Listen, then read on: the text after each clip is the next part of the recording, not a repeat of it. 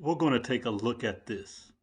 But first, we're going to look at this where in last night's game, Buffalo Bills' Damar Hamlin makes a routine tackle, stands up, and then collapses.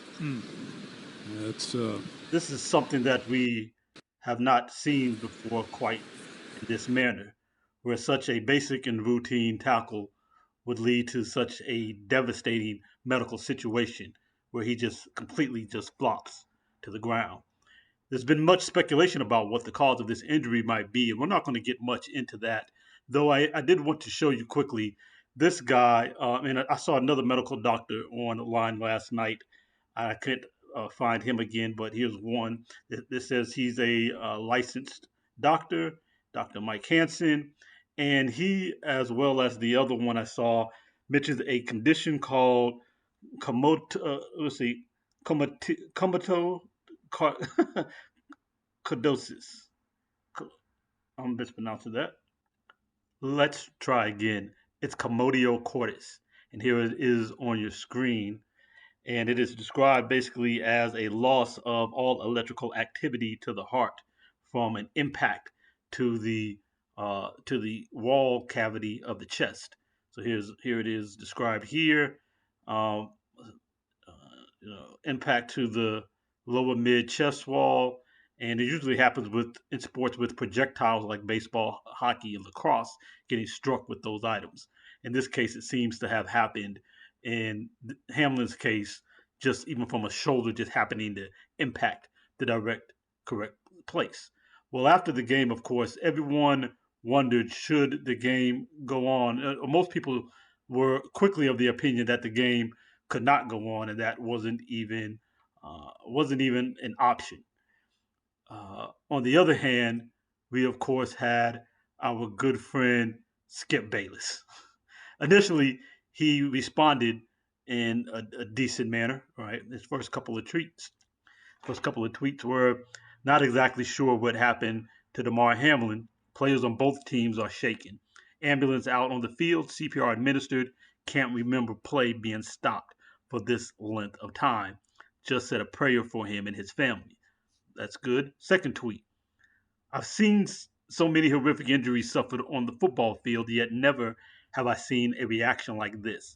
In every other situation I witnessed or covered, the games always went on fairly quickly. The attitude was, hey, that's football. For these players, this was different. And he highlighted that. And he should have understood that and left it there. But old Skippy Boy had to be Skip, and he moved forward with this treat. No doubt the NFL is considering postponing the rest of this game, but how? This late in the season, a game of this magnitude is crucial to the regular season outcome, which suddenly seems so irrelevant. And he still hasn't taken that down, though he's been roasted for it tremendously. He was even trending last night. Well, the NFL didn't continue the game, and they said that they never even considered it. But we're going to look at a situation even more horrific than what happened to Damar Hamlin and see where a game was continued anyway. But before we take a look at that game, please take a moment to subscribe, like this video, help us move through the algorithm, and let's get back to the show. We're going to look at a game that did continue despite tragedy on the field. But before I get to that, I just want to show that despite it was reported that the NFL was looking to resume the game 5 minutes later, which I don't believe at all because it takes more than 5 minutes just to walk into the locker room and turn around and walk back. So that makes zero sense. Whether they were actually thinking about continuing to play later that day or not, I don't know. But the Rochester Democrat and Chronicle reports that they were never considering it. All right. With that in mind, we saw what happened with Damar Hamlin last night and how that game was postponed. Situation. But let's see another game where that wasn't the case, where they continued to play in spite of what happened on the pitch. Okay. Tensions are running high between Liverpool and Juventus football fans at Heysel Stadium. A group of English fans has just breached the fence dividing them from Italian supporters. The police cannot restrain the charging Juventus fans, and within moments, the situation is out of control. A wall collapses, Hundreds of fans start falling over each other and are trampled. The Heysel Stadium disaster became known as one of the darkest chapters in sporting history. Well, it gets darker than what we see even here. Even with this collapse, we're going to find out that it gets worse. Again, this was a game between Liverpool FC out of England and Juventus from Italy. This was the European League Championships, or what's called the UEFA League Championships, in 1985 on May 29th. So this is some almost 40 years ago, about 37 years ago. This transpired. It was at the Heysel Stadium in Brussels, Belgium, and hooliganism had become a big thing in soccer at that time, particularly in the 80s, which kind of fed into this. Even though we're going to find out that the fans who were attacked were not hooligans. Um, let's let's play a little bit more and see if we can get some further information here, and then I'll give more commentary on what's going on to substitute some of what we hear. Dialpad has completely transformed how we support customers. Well, I'm not trying to give them a free commercial. All right, let's get the volume back up and get that going. So we can provide the 1 hour before kickoff, Liverpool fans from Section Y started throwing objects and flares at Juventus supporters in Section Z. The situation worsened as Liverpool fans approached the temporary fence erected to separate two zones. At one point, a group crossed the fence and charged the Juventus supporters. Police lined up between the two couldn't stop them. Truth be told, the situation was nothing compared to violent scenes typical for English football matches.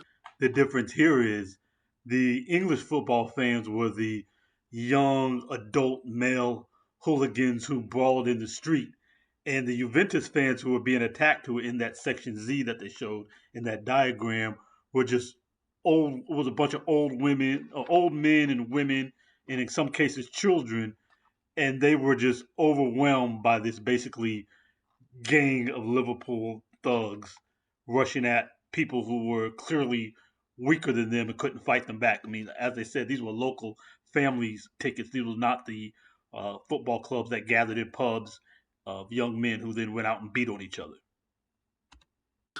It was just a bit of toing and froing.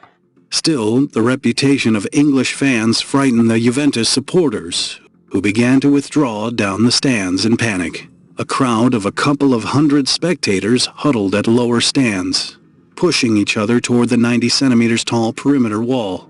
Unfortunately, the wall was in such poor condition that it couldn't withstand the pressure of so many people. Heysel Stadium was opened in 1930, and in 1985 was in an awful state, primarily because it was poorly maintained. Right, so they're trying to make an excuse around the maintenance of the stadium, but that had little to do with anything. These Liverpool fans were known for hooliganism, and they put these fans next to each other on with a little piece of barbed wire, not even barbed wire, but kind of that little fencing, that little rollout fencing you use that's really cheap and flimsy. That was all that was separating the soccer hooligans on one side from old women and children. I don't know if you saw the children climbing out of that crowd. Let's look at this again. Poor condition that it couldn't withstand the You got little kids, a little 12-year-old boy, if he's that old even. You got some old men. You got all these old men, and you've got 25, 30, 35-year-old soccer hooligans bum rushing them to go beat up children and old men and women. But the game must go on, mustn't it? Even with bodies, well, what it doesn't show here, what we skip forward on, is that the wall collapsed. People were falling out of the side of the stadium. People were literally jumping down on top of other groups of bodies, living people, but people taking these long jumps and just crashing down on top of other people. People were getting trampled, crushed, cardiac events, dying on the field, literally laying on the pitch. That's what we saw in the beginning of the video. People getting CPR on the field and getting chest compressions on the field. But look what they did while this was going on. Let's listen. Players of both teams were severely distressed.